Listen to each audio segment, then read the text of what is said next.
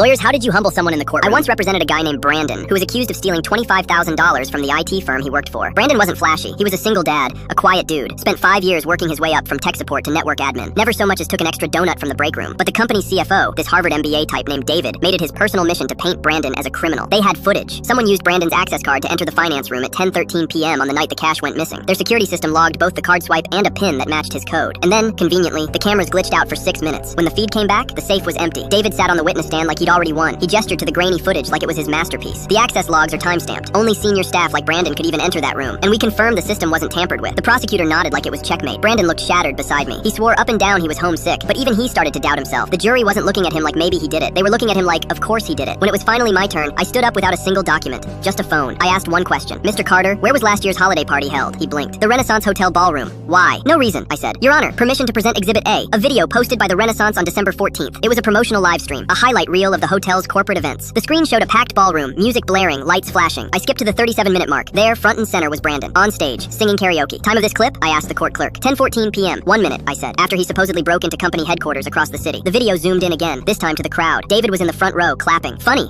I said. You seem to enjoy the performance. The courtroom was silent. Then I dropped the final card. Cell tower logs placed Brandon's phone at the hotel from 8 p.m. to almost 1 a.m. Never left the property. Meanwhile, someone used his code back at the office. A code that could only be overridden by, oh right, the CFO. David's lawyer looked like he was melting. David just stared at the floor. The judge leaned forward. Mr. Carter, you might want to speak to an attorney. Then turned to me. Case dismissed. As Brandon and I stepped into the hallway, he smiled for the first time in weeks. I hope that guy still hears me singing when he closes his eyes at night.